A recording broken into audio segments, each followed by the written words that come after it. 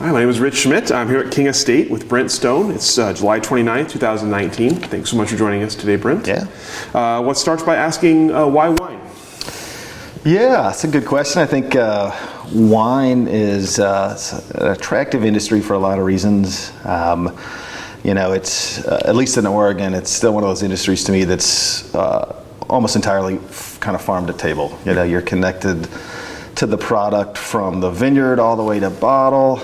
In most cases, we're out in the vineyard the day prior to bringing the grapes in, and you're following that through fermentation to bottle. You're just so connected to the product, and I think when you look at the state of kind of food manufacturing today, that's rarely the case anymore. So I think for that reason, it draws a lot of people to wine, myself included.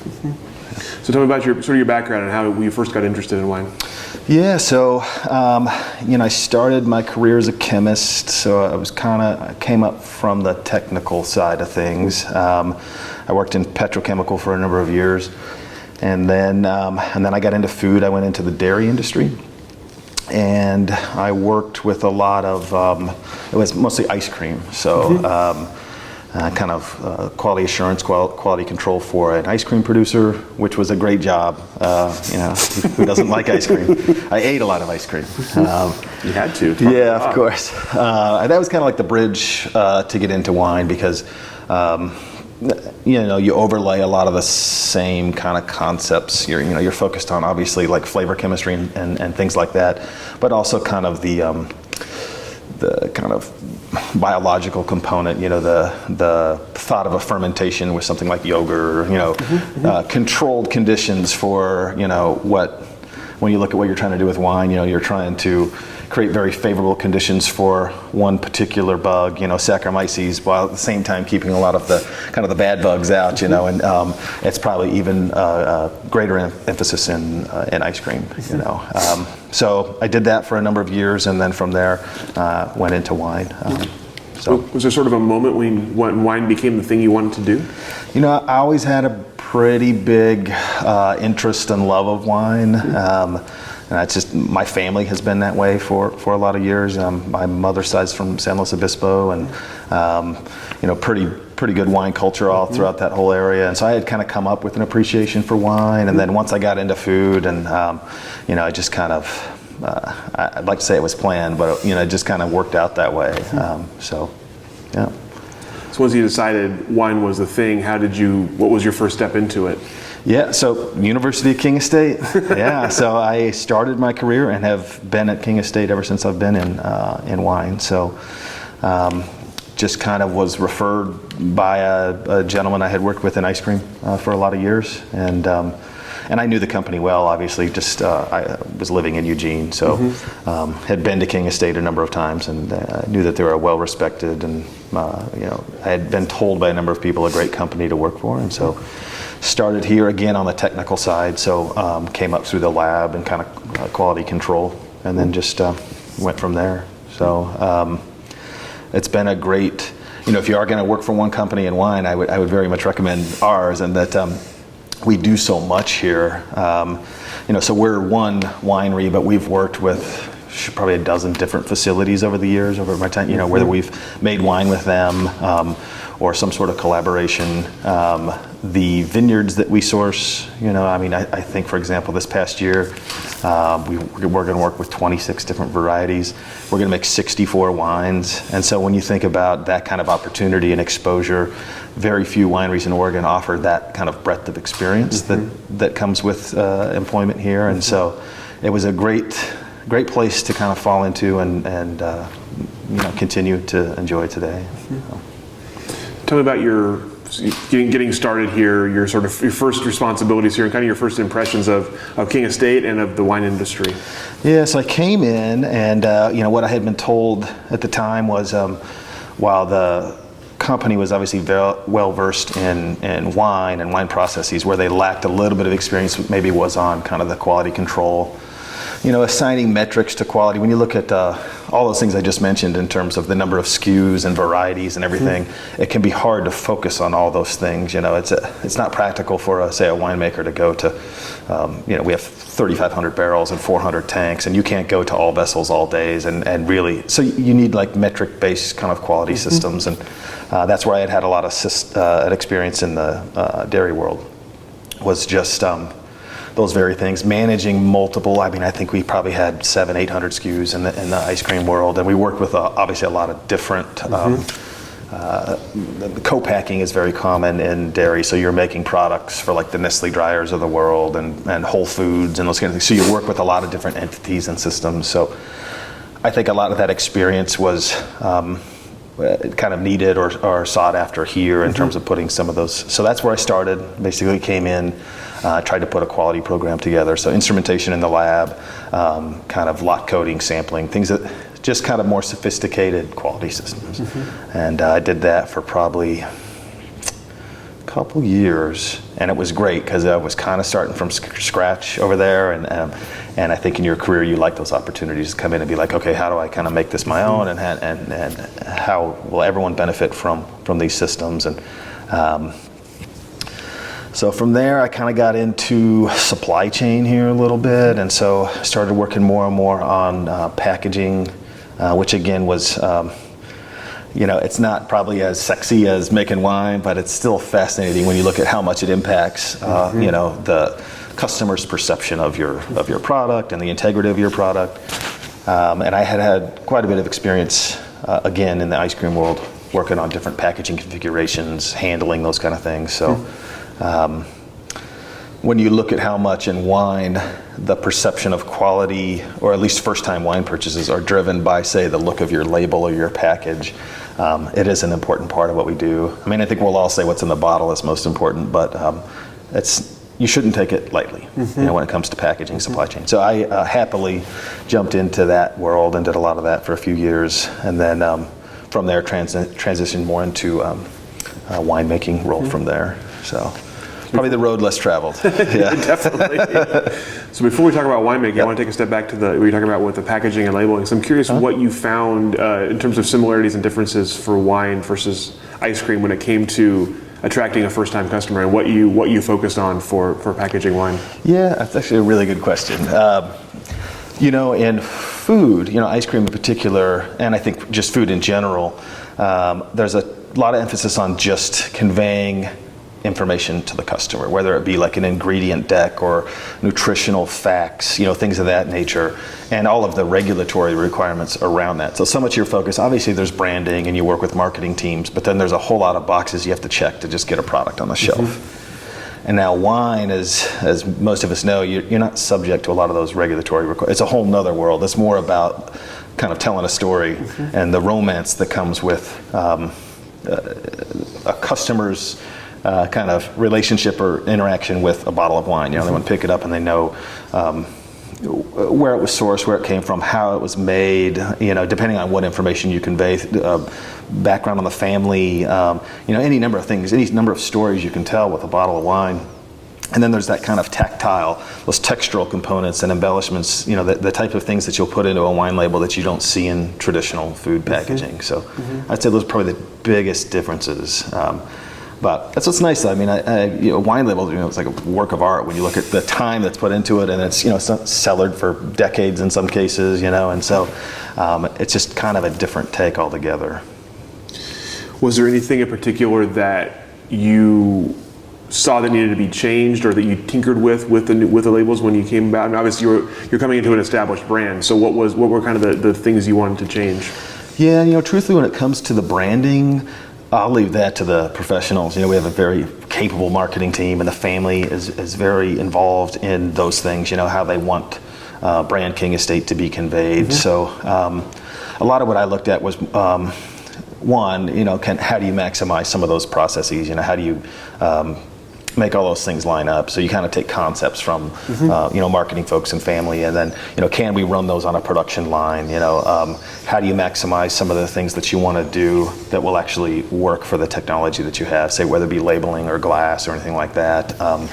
So my role was more just kind of marrying that with sourcing our actual production capabilities, which we've kind of recently just changed, and I can get into some of that. But I would say that would be more my role as opposed to just looking at specific branding or anything like that. Sure. But we did do a lot of also technical work, trials with various, say, screw cap liners versus cork.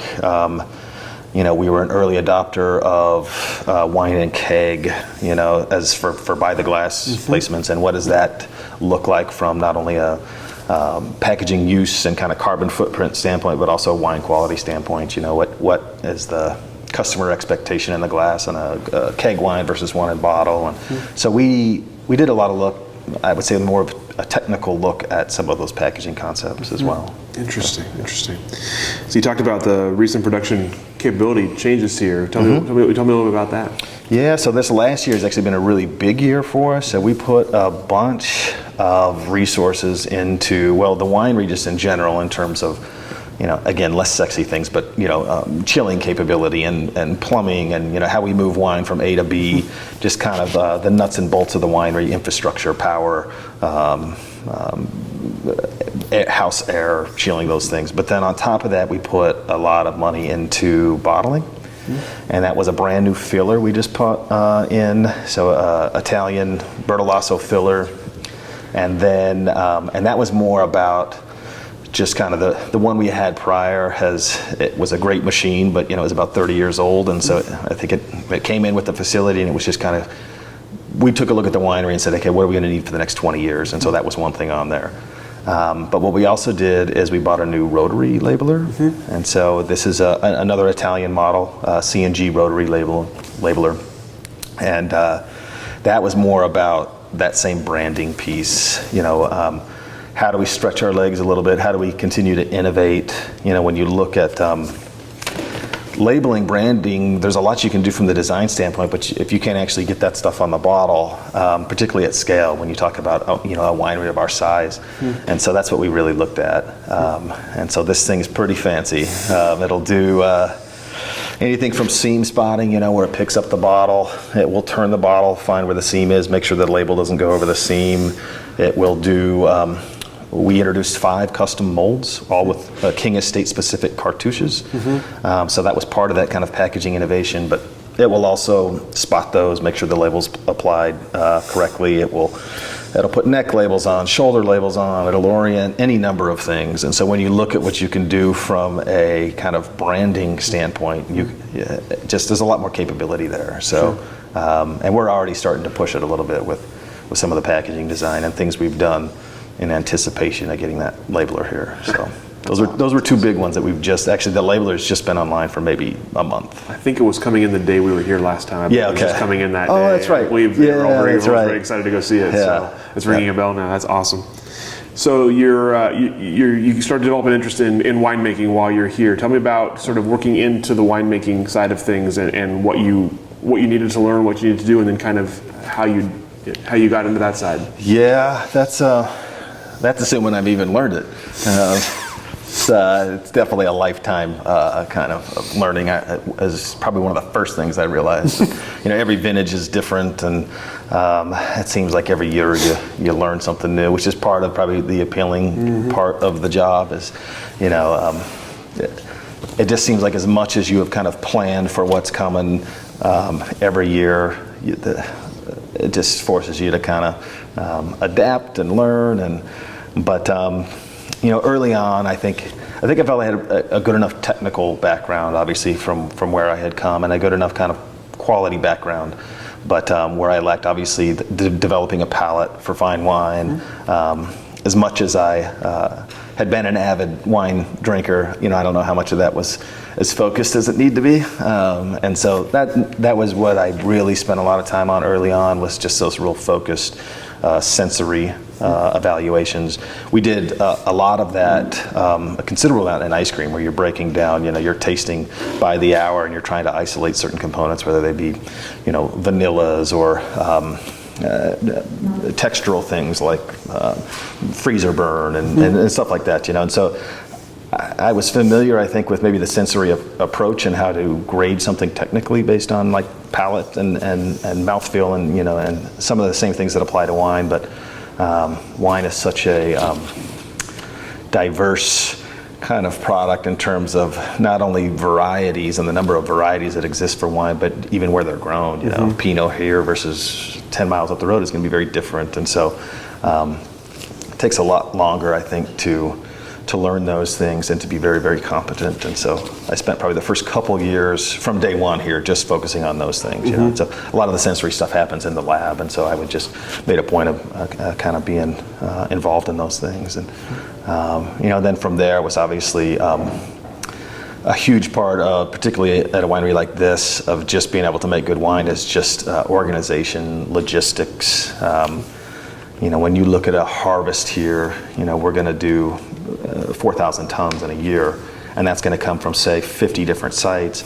But we can only do so much in a day, and you have things like your fermenter capacity, your different programs. It's not as easy as just taking it all and putting it in a big pot, you know. And so, and then obviously you want to maximize quality throughout. So, you know, how do you maximize quality in every single block, every single vineyard program, everything, and make that all line up with what you can actually do here logistically, manpower, labor in the vineyard, what you can get through in your crush pad. And so that's a steep learning curve there. It's just the kind of logistical piece. And one affects the other. You know, if you don't have your act together there, you're not going to maximize quality. And so I'd say those were probably the two biggest pieces I focused on early, was like sensory and then kind of that logistical planning piece.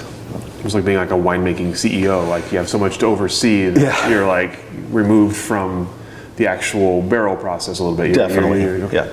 So tell me about kind of the progression of as the winemaker here, as a winemaker here. Tell me about sort of the progression through of that.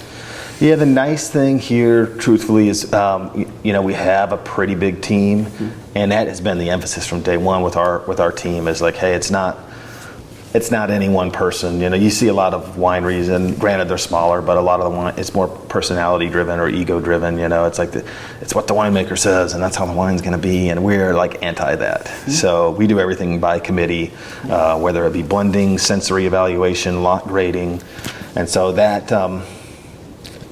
I think that's a great approach, and that you know, people have different strengths, different palates, all those things, and to do things kind of a committee approach, I think is very, very helpful. And so because of that, I've always worked with a team here, and so there's currently 4 of us, and again, it's kind of like everyone's opinion is very, very weighted equally, and so I think that somewhat helped kind of my transition into the role, and that it's a pretty good environment for like being able to bounce questions and things off of people. And so but kind of started there and then just grew. I think we all kind of grew together. A lot of the same people and pieces are here that have been here for a lot of years. So I don't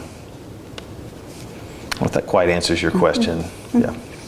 And from what I understand, you've recently taken even another position as well. So tell me about that. Yeah, it's been probably in the last year.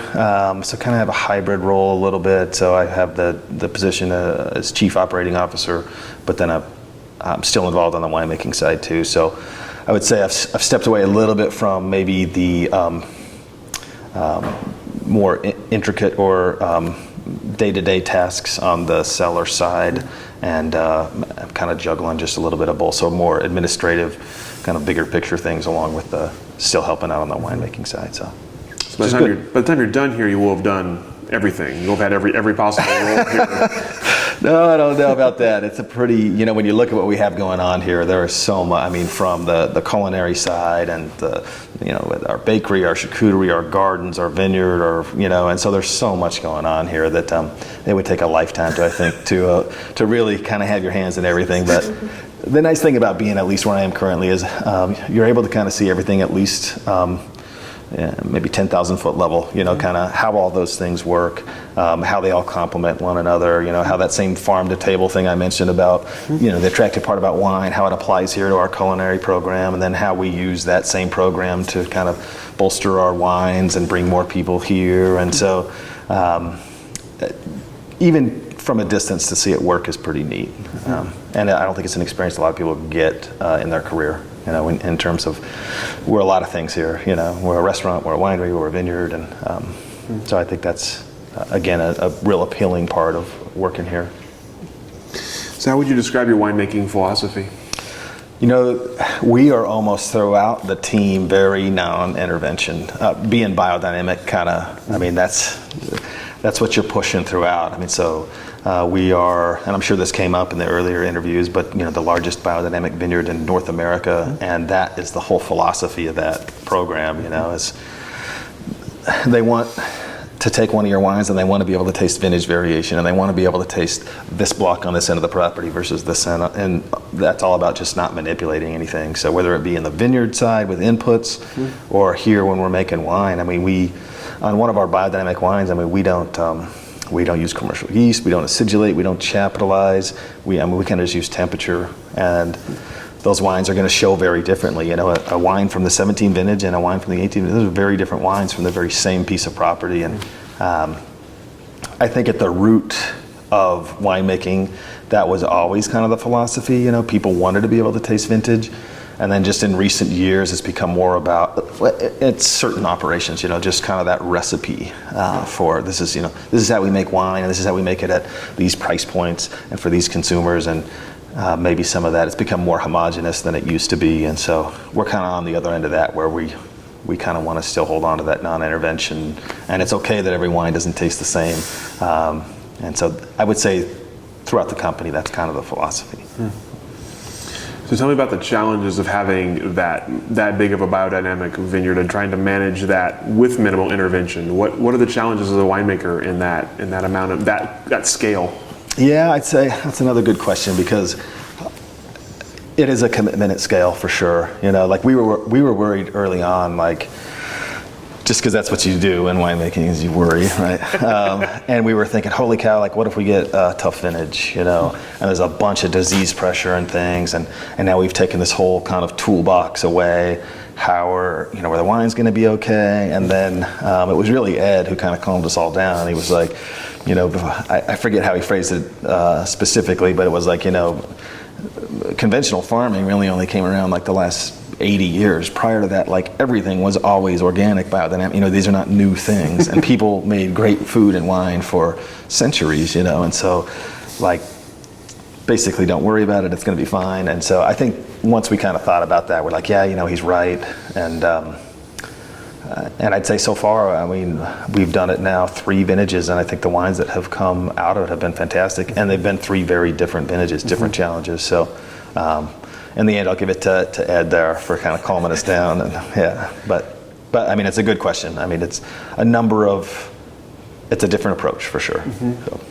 Can you give me an example of something that has happened in those 3 vintages that you've had to kind of work a solution toward, or has it been fairly easy going so far, or has there been something you had to find a solution for?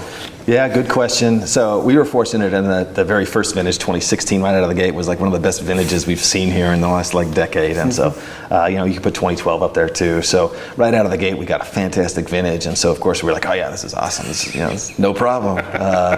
But then 17, while it was, most people were saying kind of like a classic Oregon vintage, cooler weather, wetter, some botrytis, you know, more of the traditional challenges that people in Oregon are used to dealing with. And so we were like, okay, so now it's go time. And again, we came out of it okay. I think once you convince yourself that it's okay to have Pinot come in, and it might not hit the target you have in mind for bricks or acid or one thing or another, like you're going to be able to still make a great wine, you know. And so 17 was probably the first true test where we were, particularly on our property here, where we were making kind of lower alcohol, leaner wines, and but I think we pulled it off. I mean, I think a lot of people buying wine from Oregon kind of expect some of those things. You know, they came out, they were very food friendly, lighter, more approachable. They're just not going to be as kind of syrupy and lush as some of the other wines that you see. And again, I think that'll come down to just consumer preference. So take me through, especially now with your new hybrid role. Take me through like a typical day in your job now that you're kind of wearing multiple hats. Shoot, I don't know if there is one.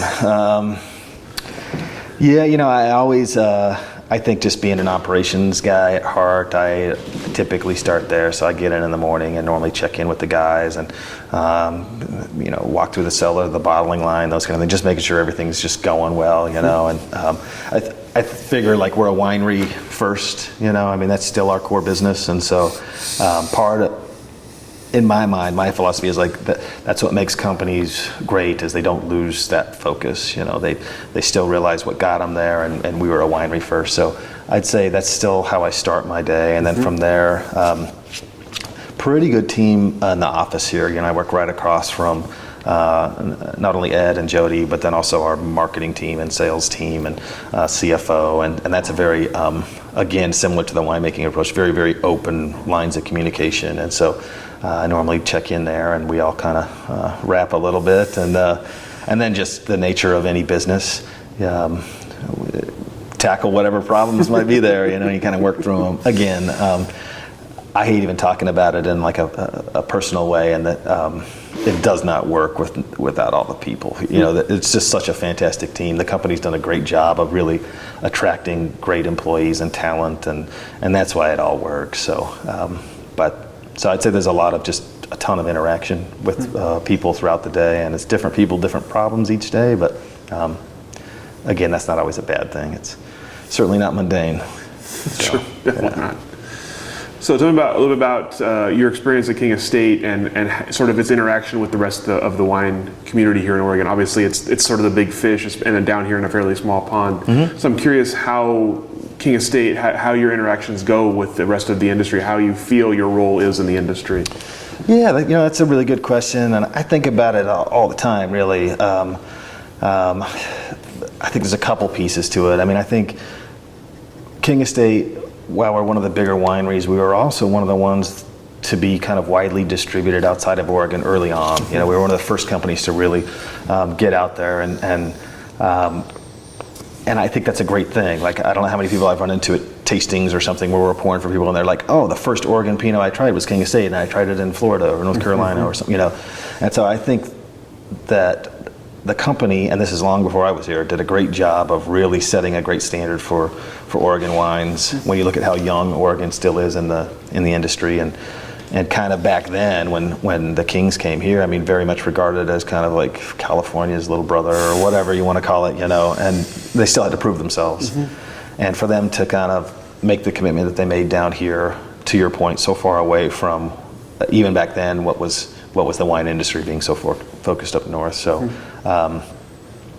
and so I think that's one piece of it is, kind of there's still, while Oregon now has grown up and there's a lot of wines from Oregon everywhere, I think being still more widely distributed than maybe some others that are just selling, off property, there's kind of a responsibility there, because if we make really bad wines and a lot of people everywhere try Oregon Pinot from, so to me there's like a responsibility to just like make good wine for all of us. And I think Oregon's had that reputation for a long time, that rising tide. Mm-hmm. If the guy up the road gets a really good score on a wine, that's good for all of us, And so I'd say that's one big component. And then I think on the other side, the isolation piece that you mentioned and us being so far down here, I think it's good and bad. I think, it's forced us to really kind of be very self-sufficient and make sure we have all the right tools and everything here. And at the same time, I think it's still really collaborative. I think,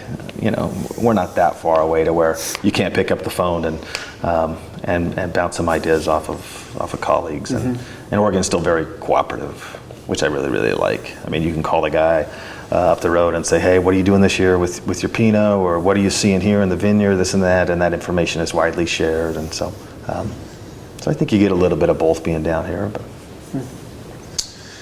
what have you seen change in the Oregon wine industry since you became a part of it? Yeah, another good question. It's certainly grown. It was already kind of growing, like I said. I've been here maybe 9 years, 10 years, something like that. And Oregon was certainly well established by the time I got into it. It was, well respected, and I had a bunch of really good Pinot from other producers. And in my mind, Oregon was the best place to grow and make Pinot Noir. And so I think a lot of people felt that same way. So I think that reputation has remained. I think because of that reputation, you're seeing more outside investment. So you're seeing a lot of companies come from California and elsewhere. The cost of doing business here and land prices, and so compared to somewhere like Napa Valley, is a lot more attractive to companies, and kind of the bottle prices and things that we have been able to sustain are attractive. And so I'd say that's probably the biggest change is just some of the outside investment and how the industry has grown that way, whereas it seemed even like 10 years ago it was a lot of just small producers, and it still is that way.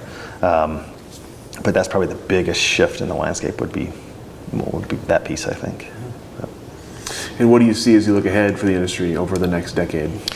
Yeah, that is the hardest thing, and we talk about it all the time as a team. Not only where is the industry going here in Oregon, but where is wine going? How are consumer preferences changing? How people shop change? And I wish we knew, truthfully. I think there's a sense that more and more people are going to change where they buy wine. Fewer people are going into grocery stores, and that kind of e-commerce piece is probably going to be more and more important. It seems like in the end you can make a great wine, but it still comes down to access. If you can't get that wine to the customer, then that's a real hurdle for your business. So I think that's going to be a big change, is just kind of not only consumer preference and what options they have for whether it be wine or craft beer, or now with cannabis and some of these other things coming online, but then also how they buy those products. So I think that you're going to continue to see that change, and I don't think anyone really knows exactly where it's going. I think there's some general ideas, but I think that's probably the hardest part for all of us to figure out is, how do you best present your product to the customer and get your product to the customer. You talked a little bit about both King Estate's role as kind of responsibility for making good wine, and also of the collaboration of the industry. So obviously a recent example of that was the Oregon Solidarity Project. I'd love to know your thoughts on how that came together and sort of your role in it. Yeah, so that great project. It was one of those things, like a perfect storm. Like if we were going to go back and try to do it again and plan it, we probably couldn't have pulled it off. Like we joke all the time. I was talking to Christine Clare. Obviously, we worked very closely with Willamette Valley, and I'm assuming that the background for this story is probably mostly known, but just kind of the dime tour. There's a lot of fruit cancellations down south. We're already into harvest. We're already receiving fruit. The fruit is very, very ripe. There's claims of that it's tainted and it's not usable, and so basically there's a lot of growers that are being hung out to dry, and most of which don't have crop insurance. And so our fear was that